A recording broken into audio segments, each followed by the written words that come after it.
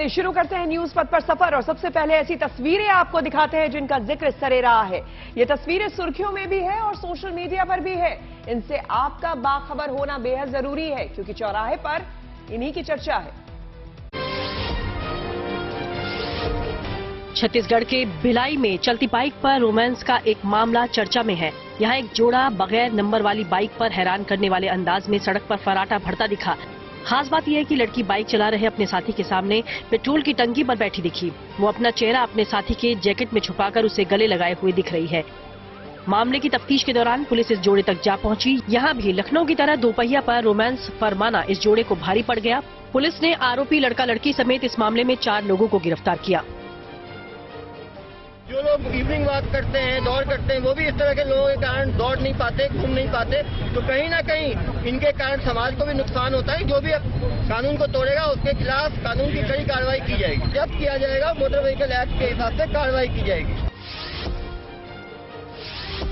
अब सड़क पर एक युवक की सनक की तस्वीर आपको दिखाते हैं जिसे देखकर आप हैरान रह जाएंगे। महाराष्ट्र के ठाणे शहर में सीसीटीवी कैमरे में एक युवक सड़क के डिवाइडर को तोड़ता हुआ कैमरे में कैद हुआ। देर रात ये युवक कार से सड़क पर उतरता है और फिर डिवाइडर पर लात बरसाने लगता है। कुछ दूर तक डिवाइडर को तोड़कर गिराने के बाद वो अपनी कार के पास पहुंचकर उसमें सवार होकर मौके से निकल लेता है।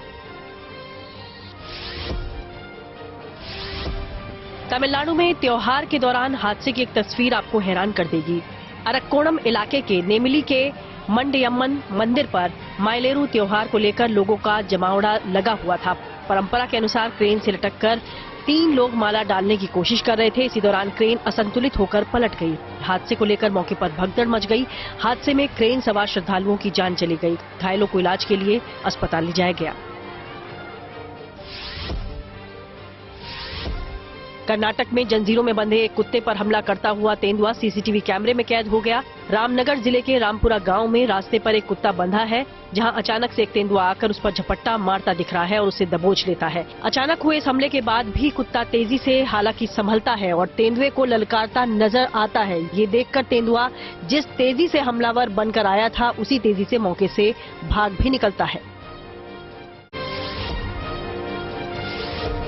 पश्चिम बंगाल के बर्धमान जिले में एक बुजुर्ग अपनी कलाकारी को लेकर चर्चा में है। कुल्टी के बेजडीह गांव निवासी विश्वनाथ बाउरी की पहचान नेताजी शिल्पी के रूप में बन गई है।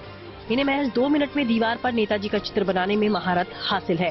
देखते ही देखते विश्वनाथ पेंट और ब्रश की मदद से नेताजी की तस्वीर दीवारों पर उकेर देते हैं। खास बात यह है कि इन्हें नेताजी की जयंती पर ही देखा जाता है। यूपी के बहराइच में सरकारी स्कूल के एक दिव्यांग छात्र शीर्षासन को लेकर चर्चा में है। दिव्यांशु शुक्ला नाम के 8 साल के इस बच्चे ने लगातार 44 मिनट 1 सेकंड तक शीर्षासन कर योगासन बुक ऑफ वर्ल्ड रिकॉर्ड में अपना नाम दर्ज कराया है। योगासन book of world record council के आयोजित G20 योगासन रिकॉर्ड 2023 कार्यक्रम में उसने ये काम कर दिखाया, जबकि दिव्यांशु दोनों पैरों से 40% से ज्यादा दिव्यांग है। बिहार के रोहतास जिले की एक टीचर अपने पढ़ाने के अंदाज को लेकर चर्चा में है। डेहरी ऑन सोन इलाके में नंदिनी मैडम के नाम से जाने जाने वाली ये टीचर हिंदी विषय को समझाने के लिए गानों का इस्तेमाल करती हैं। इसके जरिए वो स्त्रीलिंग और पुल्लिंग की बच्चों को जानकारी देती हैं। हिंदी व्याकरण पढ़ाती नंदिनी मैडम का वीडियो खूब वायरल हो रहा है और लोग इसे पसंद भी कर रहे हैं।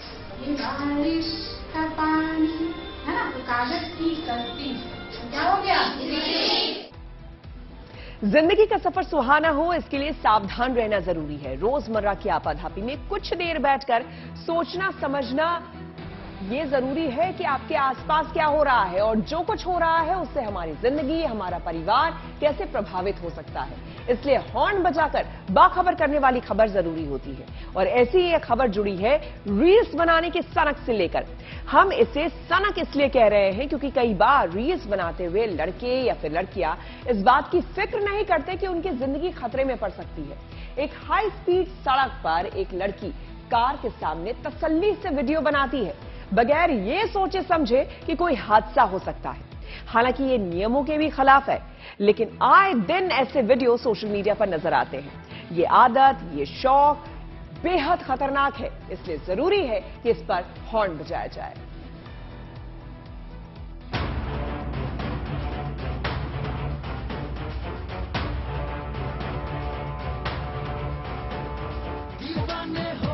ये सनक नहीं तो और क्या है। आसपास से तेज रफ्तार गाड़ियां गुजर रही हैं। एक जरा सी चूक किसी बड़े हादसे में तब्दील हो सकती है। लेकिन इससे बेपरवाह लाल कार वाली ये लड़की बड़े आराम से सड़क पर रील बना रही है। जाहिर है लड़की सड़क पर अकेले नहीं है, उसके साथ कोई है जो वीडियो बना रहा है।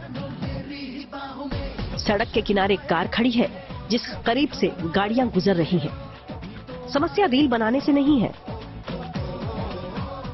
संकट ये है कि लड़की जिस जगह पर खड़ी है वहां ऐसी बेफिक्री जानलेवा साबित हो सकती है, क्योंकि ये गाजियाबाद की एलिवेटेड रोड है। रील्स बनाने की ऐसी सनक को लेकर अगर हम गंभीर नहीं होंगे तो इसका खामियाजा भुगतना पड़ सकता है। इसीलिए जरूरी है कि हॉर्न बजाया जाए।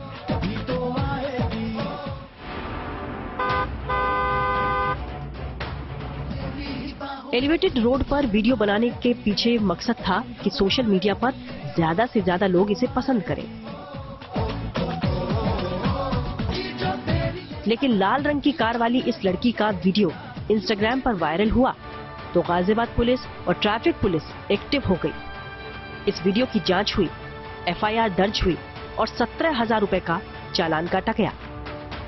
सोशल मीडिया पर एक वीडियो वायरल हो रहा है जिसकी जांच की गई तो यह एलिवेटेड रोड थाना साहिबाबाद क्षेत्र का मामला है। इसमें कार और महिला की पहचान कर ली गई है। इस संबंध में पुलिस की तरफ से तहरीर करके मुकदमा दर्ज किया जा रहा है। अग्रिम वैधानिक कार्रवाई की जाएगी। साथ ही क्योंकि कार का नंबर ट्रेस हुआ था तो ट्रैफिक पुलिस के द्वारा भी इसमें 17,000 रुपए का जुर्माना भी लगाया गया है। असल में ये पहला मामला नहीं है। तमाम कोशिशों के बावजूद एलिवेटेड रोड पर स्टंट करने वाले और रील बनाने वाले पहुंच जाते हैं, जबकि ट्रैफिक को बाधित करने वाला कोई भी काम कानूनी तौर पर अपराध है।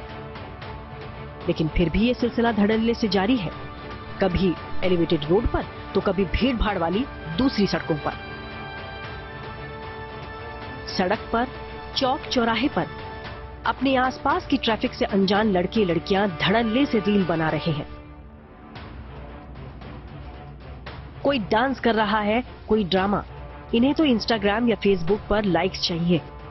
लोगों की मुश्किल या हादसों से इन्हें क्या लेना देना। मेरठ में बीच सड़क पर स्टंट करते इन लड़कों को ही देख लीजिए। ये लड़के बाइक पर बैठे हैं और बेखौफ होकर करतब दिखा रहे हैं। दूसरी बाइक पर मौजूद कोई लड़का वीडियो बना रहा है। ये सीधे सीधे हादसे को न्योता देना है। लेकिन वीडियो बनाने की सनक में ये बात समझ नहीं आ रही। सोशल मीडिया पर वीडियो डालकर इन्हें फेमस होना है, फॉलोअर्स बढ़ाने हैं और उसके लिए ये जान दांव पर लगाने के लिए तैयार है। देखिए, बगैर हेलमेट लगाए एक ही बाइक पर 4 से 6 युवक बैठकर तेज रफ्तार से जा रहे हैं। बरेली में इन लड़कों का वीडियो वायरल हुआ तो संभल में बुलडोजर पर सवार नौजवानों ने सोचने पर मजबूर कर दिया। हालांकि पुलिस ने बुलडोजर को रास्ते में ही रोक दिया था, लेकिन सोशल मीडिया पर आए दिन नजर आने वाले ऐसे तमाम वीडियो और रील्स चिंता का सबब बने हैं। जरूरी है इस पर रोक लगाने के लिए हॉर्न बजाया जाए।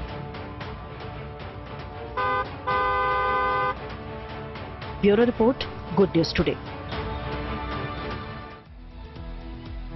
रील्स बनाने का ये नशा कितना खतरनाक है और इसे कैसे दूर किया जाए, बता रही हैं साइकियाट्रिस्ट निशा खन्ना।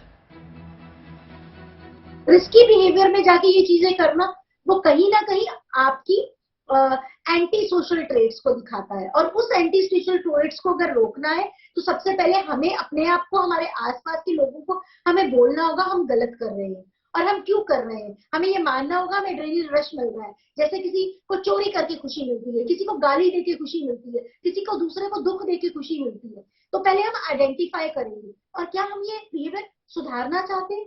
कोई भी बिहेवियर तभी बदला जा सकता है जब सामने वाला उसे बदलना चाहे, और कोई उसे आकर ये बोले भी वो गलत करना है। अगर हम गलत बिहेवियर को बढ़ावा देंगे तो ये कभी नहीं बदल सकता। हम ये बोलना शुरू करेंगे कि इससे, और ये ऐसा भी करा जा सकता है कि अगर इंस्टाग्राम ही ऐसा कोई रूल बना दे कि हम रिस्की बिहेवियर वाली रील्स नहीं दिखाएंगे। व्यूअरशिप को ही अपनी सोच बदलनी पड़ेगी कि अगर हम कंटेंट को देखना चाहते हैं, हम एजुकेशनल स्टफ को देखना चाहते हैं, तो हम एजुकेशनल स्टफ पर ध्यान देंगे। तो मुझे लग रहा है वो चाहे आप ब्रांड अवेयरनेस हो, चाहे वो एजुकेशनल वीडियोस हो, कोई भी वीडियो है, अगर हम रिस्की बिहेवियर्स को वीडियोस को अपलोड करना ही बंद कर दें। बृजभूषण शरण सिंह और पहलवानों के बीच जारी टकराव को खत्म करने के लिए खेल मंत्रालय ने 5 सदस्यीय ओवरसाइट कमेटी का गठन कर दिया है। चलते हैं सीधे न्यूज एक्सप्रेस वे पर, जहां पर देश की कई और जरूरी खबरें कर रही हैं आपका इंतजार। भारतीय कुश्ती महासंघ के चेयरमैन बृजभूषण शरण सिंह और देश के नामी पहलवानों के बीच जारी टकराव को खत्म करने के लिए खेल मंत्रालय ने 5 सदस्यीय ओवरसाइट कमेटी का गठन कर दिया। इस कमेटी की अगुवाई जानी मानी बॉक्सर मैरीकॉम करेंगी। उधर बृजभूषण शरण सिंह ने विरोध करने वाले पहलवानों के खिलाफ दिल्ली हाईकोर्ट में याचिका दायर की है। बृजभूषण शरण सिंह ने उनके खिलाफ एफआईआर दर्ज करने की मांग की है।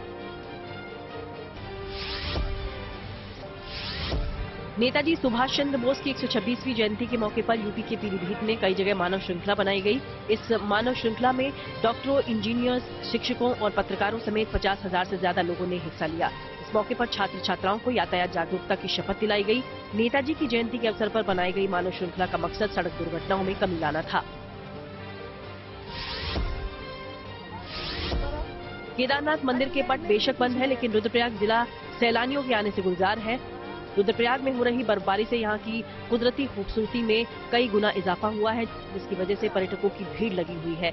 मिनी स्विट्जरलैंड कहे जाने वाले चोपता से लेकर देवरिया ताल तक में सैलानियों की भरमार है। पर्यटकों के आने से स्थानीय लोग बेहद खुश हैं, क्योंकि उनका रोजगार चमक गया है।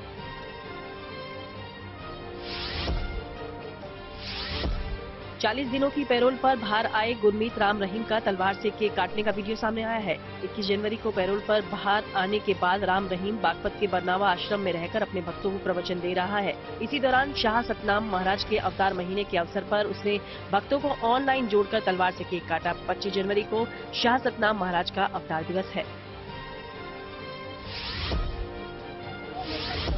चाइनीज मांझे के खतरे से लोगों को आगाह करने के लिए धर्मनगरी हरिद्वार में एक अनोखा प्रयोग हुआ। अखंड परशुराम अखाड़े के बैनर तले यमराज की मंडली सड़कों पर उतरी और नुक्कड़ नाटकों के जरिए लोगों को चाइनीज मांझे के जानलेवा खतरे से रूबरू कराया।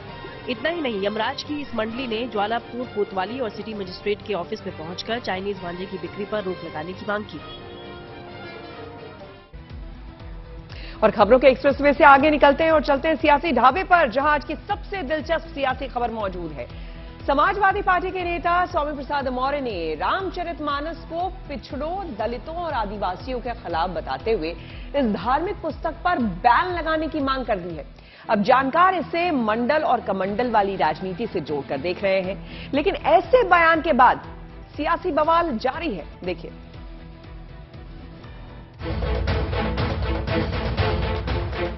समस्त गुणों से हीन, लंपट हो, व्यभिचारी हो, दुराचारी हो, देशद्रोही हो, अनपढ़ हो, गंवार हो, फिर भी अगर ब्राह्मण है तो पूजिए।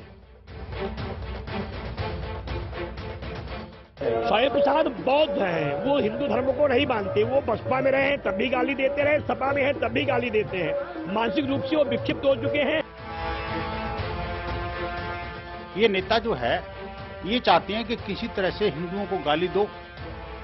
तुलसीदास जी ने जब रामचरितमानस लिखा था तब सोचा भी नहीं होगा कि लिखे जाने के 500 साल बाद घर घर इसके प्रसंगों को बांटे जाने के बाद ग्रंथ पर बैन की मांग उठेगी, वो भी उस राज्य में जो इस ग्रंथ का केंद्र बिंदु है। पर सियासत तो सियासत है, राजनीति में वक्त और हालात की बड़ी अहमियत होती है। पहले बिहार में आरजेडी के मंत्री ने इसके कुछ प्रसंगों पर सवाल उठाए, फिर यूपी में समाजवादी पार्टी के नेता एक कदम आगे बढ़कर सीधा इस धार्मिक किताब पर बैन लगाने की मांग कर दी।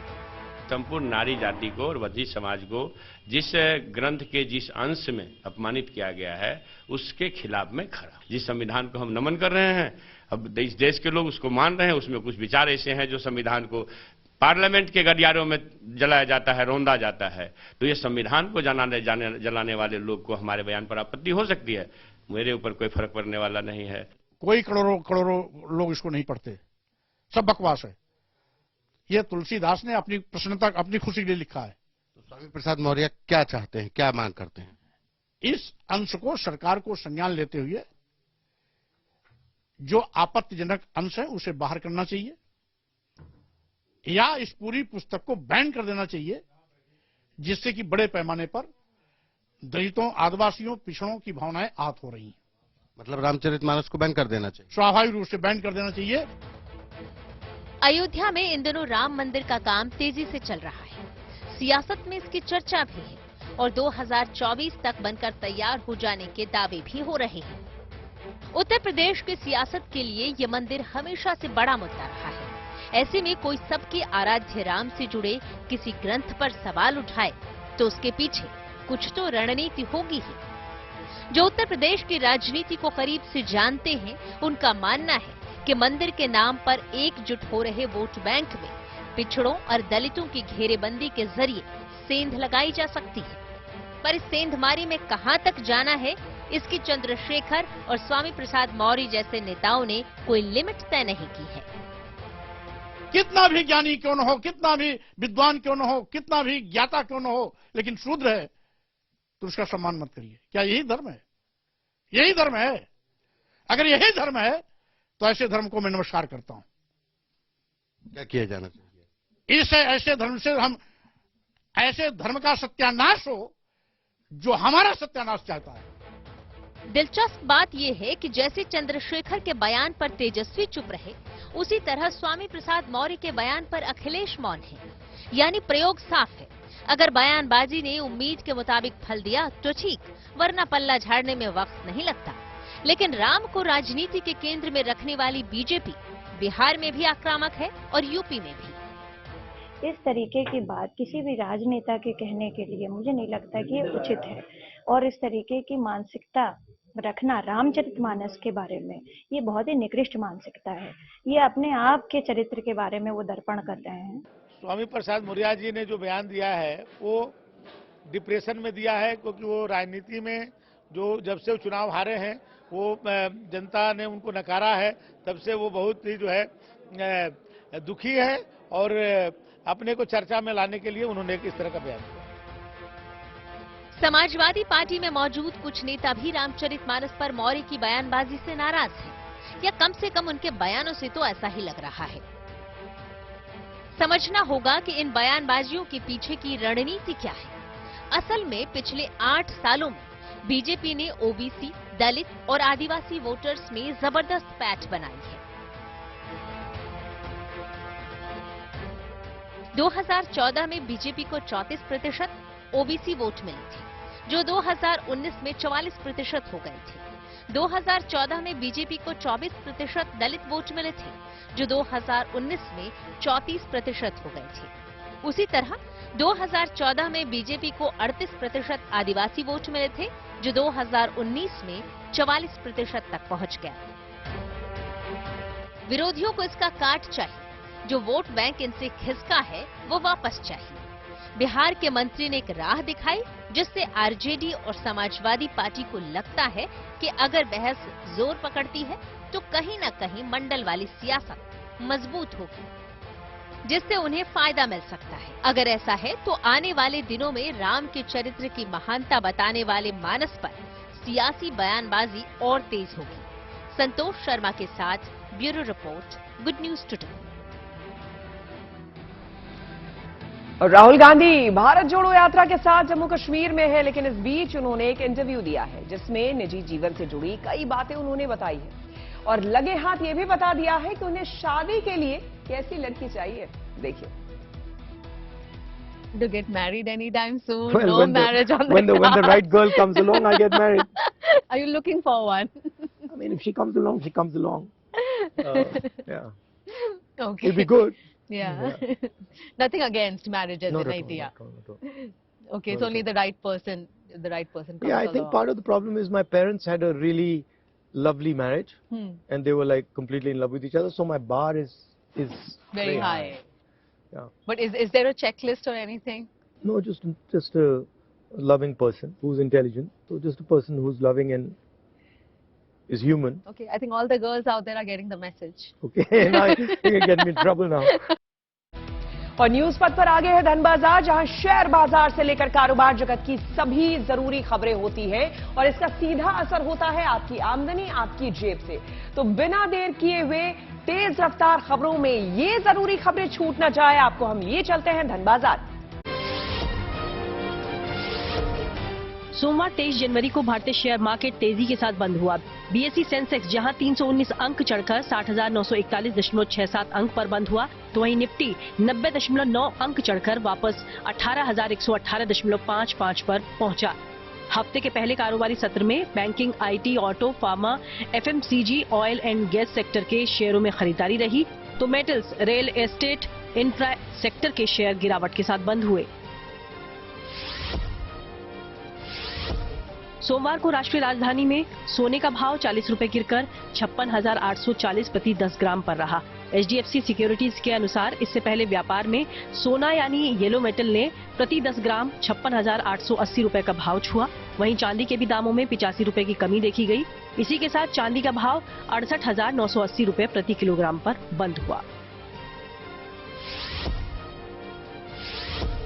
चीन में कोरोना के कहर से यहां की इकोनॉमी को गहरी चोट पहुंची है। इससे यहां रियल एस्टेट सेक्टर के दिग्गज एवरग्रांडे ग्रुप को काफी नुकसान पहुंचा है। ग्रुप के चेयरमैन और चीन के दूसरे सबसे अमीर शख्स हुई का यान की संपत्ति 93% तक घट गई। 3 साल पहले हुई का यान के पास 42 अरब डॉलर की संपत्ति थी, जिसमें 39 अरब डॉलर की नेटवर्थ साफ हो गई। अब यान की नेटवर्थ महज 3 अरब डॉलर बची है। कोरोना की शुरुआत के बाद से अभी तक चीन के 5 सबसे अमीर रियल एस्टेट दिग्गज कुल 65 अरब डॉलर से ज्यादा की संपत्ति गंवा चुके हैं। आईफोन कंपनी एप्पल भारत में मैन्युफैक्चरिंग बढ़ाने की तैयारी में है। खबर है कि कंपनी अपने कुल मैन्युफैक्चरिंग का 25% तक प्रोडक्शन भारत में ही कर सकती है। इस बात का दावा वाणिज्य और उद्योग मंत्री पीयूष गोयल ने सोमवार को किया। उन्होंने कहा कि भारत में कानून व्यवस्था की स्थिति दुरुस्त है, सरकारी नीतियां और व्यापारिक मॉडल पारदर्शी हैं, जिससे भारत विदेशी निवेशकों के लिए उपयुक्त स्थान बन गया है। इस बीच इकोनॉमिक टाइम्स की रिपोर्ट बता रही है कि एप्पल भारत से 1 महीने में 1 अरब डॉलर का निर्यात करने वाली पहली कंपनी बन गई है। और न्यूज पथ पर आगे बढ़ते हुए पब्लिक होर्डिंग पर एक दिलचस्प खबर है। ये खबर दिल्ली मेट्रो के केबल चोरी से जुड़ी हुई है। दिल्ली की अलग अलग मेट्रो लाइन पर केबल चोरी की वारदात बढ़ती जा रही है। हाल ही में मेजेंटा लाइन पर ओखला बर्ड सेंचुरी और कालिंदी कुंज स्टेशनों के बीच केबल रिपेयरिंग के चलते मेट्रो सेवा प्रभावित रही, जिसके चलते यात्रियों को काफी दिक्कतों का सामना करना पड़ा। हैरानी की बात यह है कि जिस जगह केबल चोरी हुई वो मेट्रो का एलिवेटेड सेक्शन है। वहां से ट्रैक पर आने जाने के लिए कोई रास्ता भी नहीं है। इसके बावजूद चोर कई फुट ऊपर चढ़कर वायडक्ट तक पहुंचने और केबल को काटने में कामयाब रहे। दिल्ली मेट्रो परिसर से आपको बता दें कि पिछले 3 साल में 174 केबल चोरी की घटना सामने आ चुकी है। केबल चोरी के मामले में 72 लोग गिरफ्तार भी हो चुके हैं। 2020 में केबल चोरी के 54 मामले दर्ज किए गए थे। 2021 में केबल चोरी के मामले बढ़कर 57 हो गए। 2022 में केबल चोरी के मामले बढ़कर 63 हो गए। हाई क्वालिटी कॉपर से बने केबल चोरी की अहम वजह है। कॉपर वाले 1 मीटर केबल की कीमत 5,000 से 10,000 तक होती है। अमूमन चोर एक बार में 3 से 4 मीटर से ज्यादा केबल की चोरी नहीं करते, लेकिन केबल चोरी होने से मेट्रो सेवा प्रभावित होती है, जिसका खामियाजा यात्रियों को भुगतना पड़ता है। वारदात की मॉडल्स ऑपरेंडी को लेकर जो जानकारी सामने आई है, उसके मुताबिक चोरी के लिए 4 लोगों का ग्रुप काम करता है, जो पेड़ या रस्सियों का स्टेशन परिसर की टूटी दीवारों के जरिए वारदात को अंजाम देने पहुंचते हैं। 4 लोगों में से 2 दोनों साइड से केबल काटते हैं। ग्रुप का एक व्यक्ति उसे गाड़ी में लोड करता है या फिर पकड़ में आने से बचने के लिए उसे कहीं छुपा देता है, ताकि बाद में बेच सके।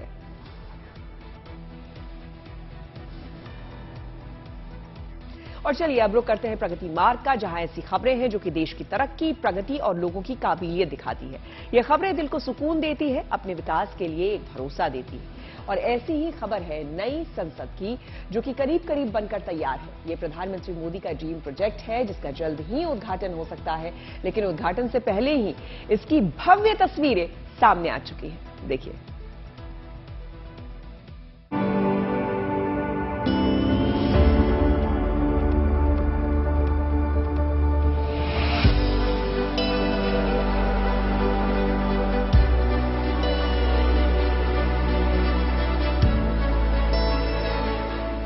सबसे बड़े लोकतंत्र का ये सबसे बड़ा मंदिर है।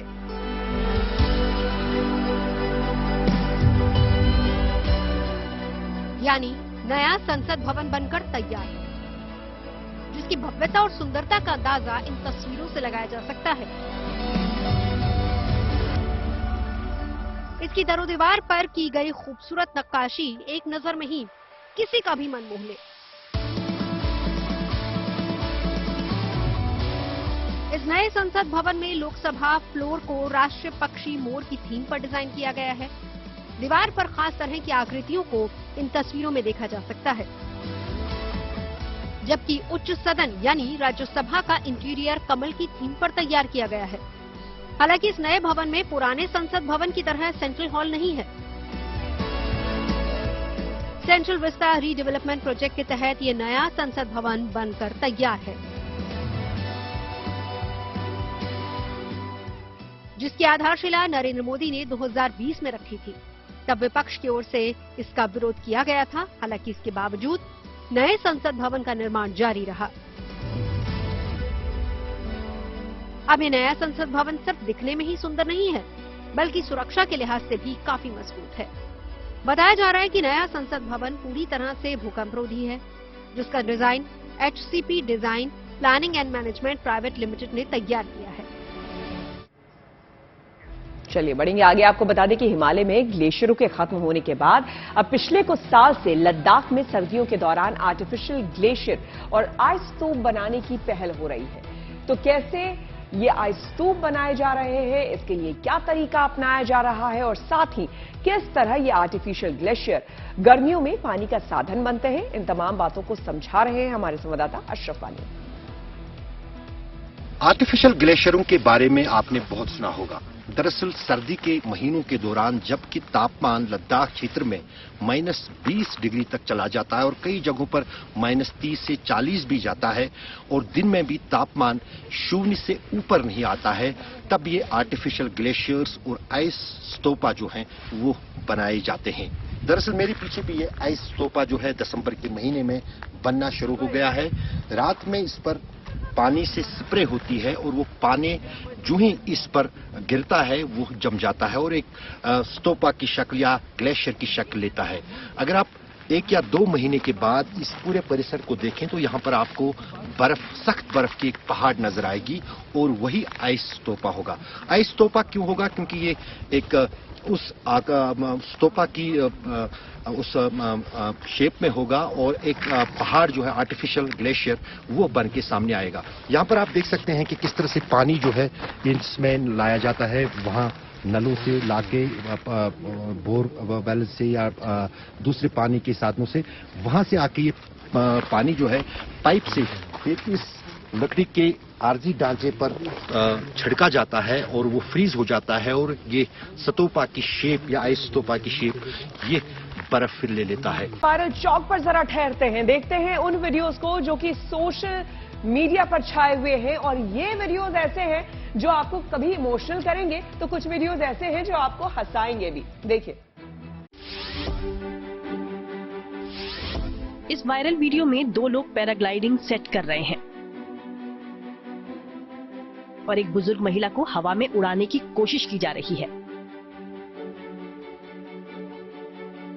साड़ी पहने दादी भी जैसे पैराग्लाइडिंग करने का बेसब्री से इंतजार कर रही थीं।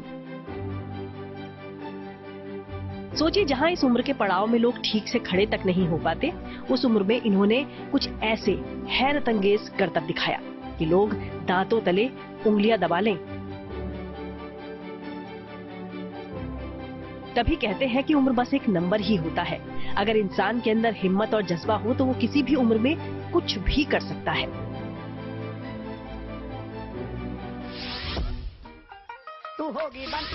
कहते हैं कि संगीत किसी भाषा, देश की सीमाओं में बंधा नहीं होता। ये वीडियो नेपाल का बताया जा रहा है। इन लड़कियों का ग्रुप बॉलीवुड गीत लंदन ठुमकदा पर जिस तरह के डांस मूव्स दिखा रहा है वो अपने आप किसी भी डांस प्रेमी को क्रेजी कर दे। लंदन ठुमकदा पर ये बेहतरीन डांस खूब वायरल हो रहा है।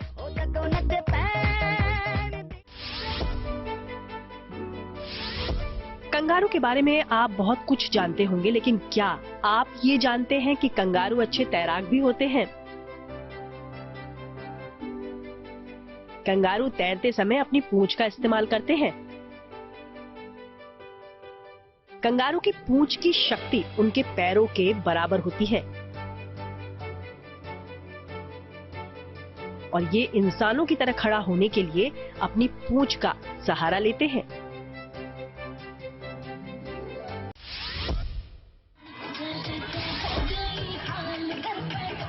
स्टेज पर डांस करती स्टूडेंट्स को देख ये मैडम आउट ऑफ कंट्रोल हो गई और थिरकने लगी। वीडियो में देखिए कैसे स्कूल के फंक्शन में ये प्यारी प्यारी बच्चियां रंग बिरंगी पोशाकें पहने स्टेज पर डांस कर रही हैं।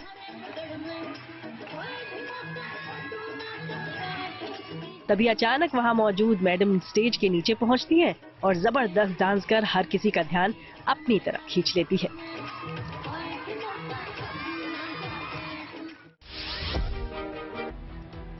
कुछ खबरें ऐसी होती हैं जिन पर घर परिवार और समाज में चर्चा भी होती है और बहस भी।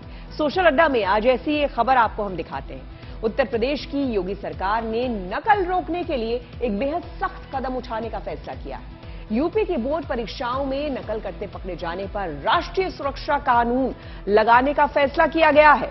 रासुका लगाने का मतलब यह है कि जो नकल करेगा उसकी जिंदगी तबाह हो जाएगी। इतना ही नहीं, नकल कराने में लिप्त पाए जाने पर टीचर, एग्जाम इंस्पेक्टर और स्कूल मैनेजमेंट को भी नहीं बख्शा जाएगा।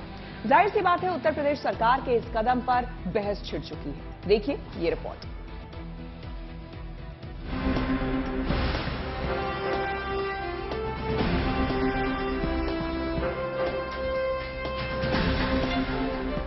परीक्षा में नकल को रोकने के लिए उत्तर प्रदेश की योगी सरकार ने बेहद कठोर फैसला लिया है। ये फैसला इतना कठोर है कि इसके समर्थन और विरोध दोनों की गुंजाइश है। यूपी में बोर्ड परीक्षा में अगर छात्र नकल करते पाए गए तो उनके खिलाफ राष्ट्रीय सुरक्षा अधिनियम 1980 के तहत कार्रवाई होगी। नकल कराने में अगर टीचर, व्यवस्थापक या निरीक्षक को संलिप्त पाया गया तो उसकी कुर्की की जाएगी। नकल की नकेल कसने के लिए यूपी सरकार ने परीक्षा के बाद कॉपियों की रैंडम चेकिंग कराने का भी फैसला लिया है। कहने की जरूरत नहीं कि नकल रोकने के लिए एनएसए लगाने का फैसला कर योगी सरकार ने नकलचियों को बेहद कड़ा पैगाम दिया है। लेकिन छात्रों को एनएसए जैसा सख्त कानून के दुरुपयोग का डर भी सता रहा है।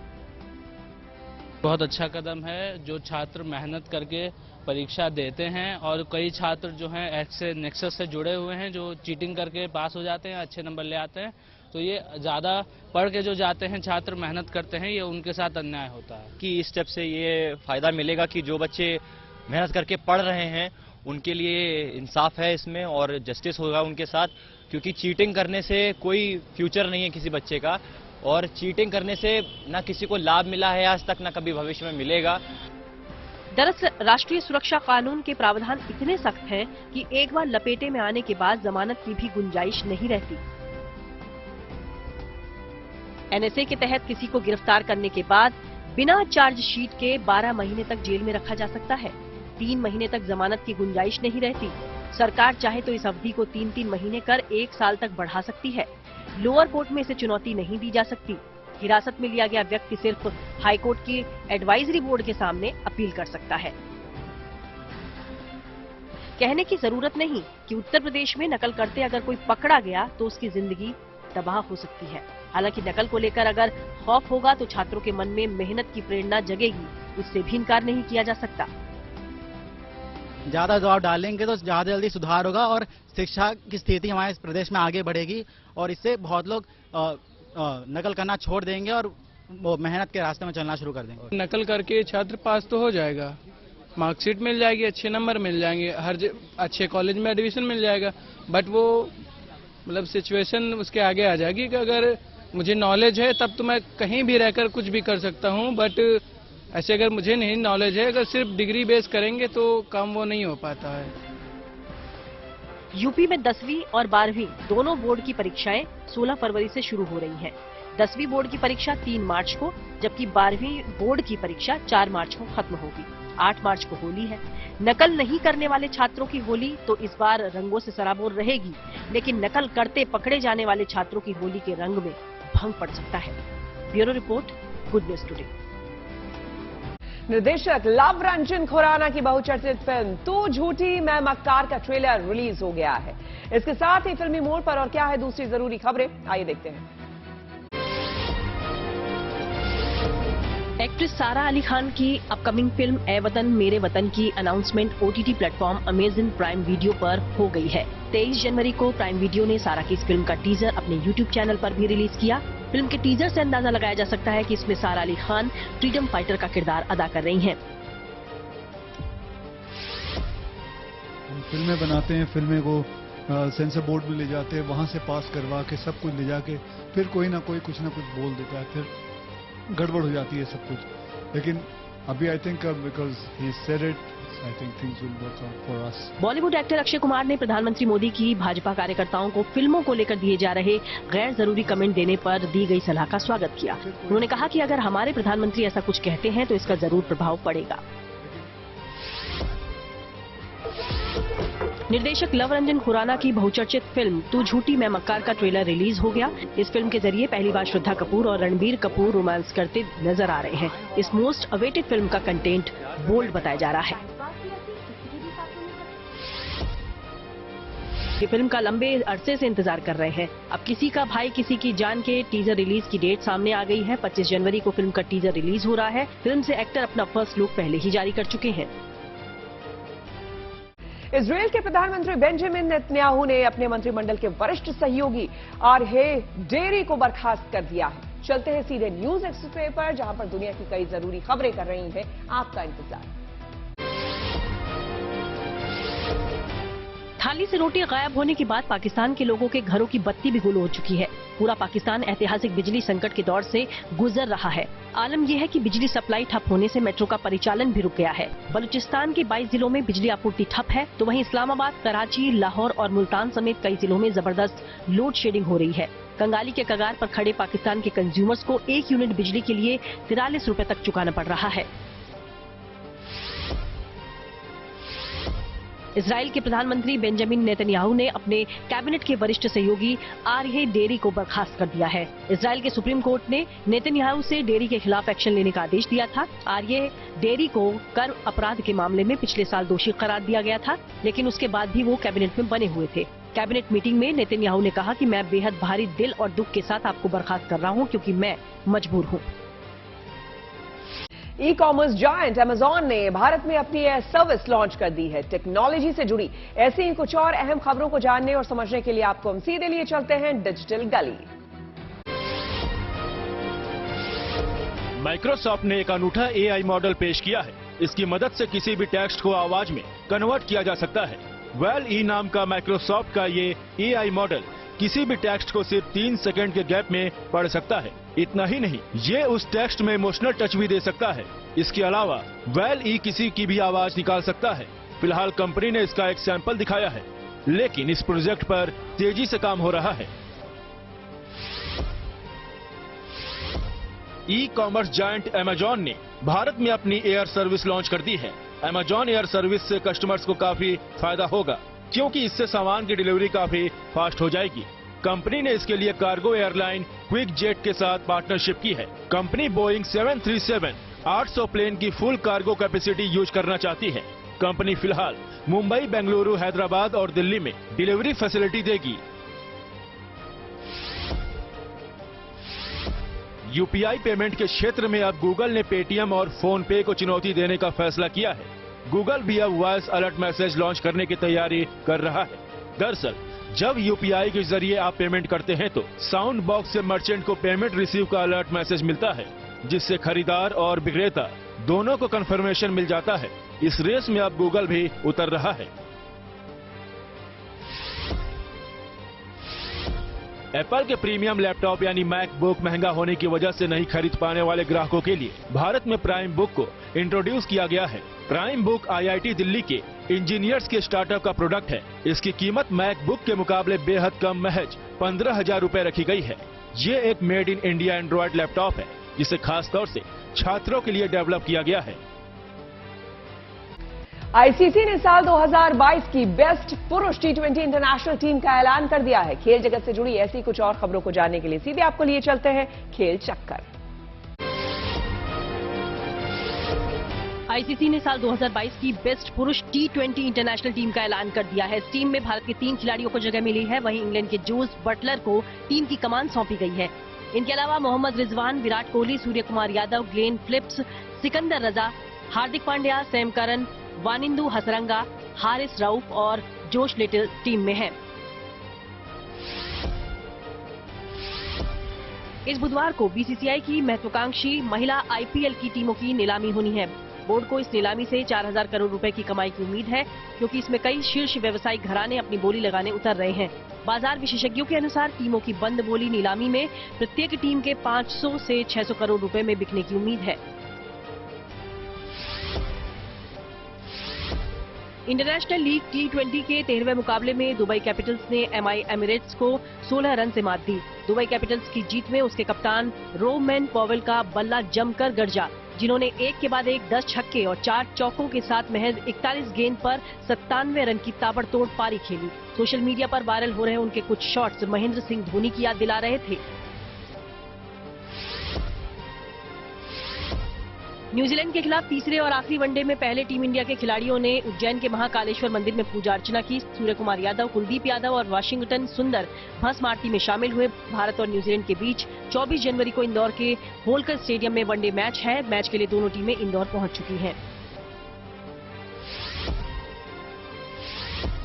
24 जनवरी को इंदौर में टीम इंडिया का न्यूजीलैंड के खिलाफ तीसरा वनडे मैच है। इस बीच खबर है कि पूर्व भारतीय कोच रवि शास्त्री की तरफ से विराट कोहली और रोहित शर्मा जैसे दिग्गजों को इस वनडे की जगह अपनी अपनी घरेलू टीमों के लिए रणजी मैच खेलने की सलाह दी गई है। अगले महीने से ऑस्ट्रेलिया के खिलाफ 4 टेस्ट मैचेस की सीरीज शुरू हो रही है, इसलिए इस सीरीज की प्रैक्टिस के लिए रणजी मैच को एक बेहतर उपाय कहा जा रहा है, ताकि स्पिन गेंदबाजी के खिलाफ बैटिंग में सुधार आ पाए। आज बॉलीवुड के सफलतम निर्देशक कहे जाने वाले रमेश सिप्पी का जन्मदिन है। 23 जनवरी 1947 को उनका जन्म हुआ था। रमेश सिप्पी ने शोले, शान, शक्ति जैसी ब्लॉकबस्टर फिल्मों का निर्देशन किया था। बतौर निर्देशक उनकी पहली फिल्म अंदाज थी, जो कि 1971 में रिलीज हुई थी। तो चलते चलते आपको छोड़े जाते हैं अंदाज फिल्म के एक बेहतरीन गाने के साथ। नमस्कार।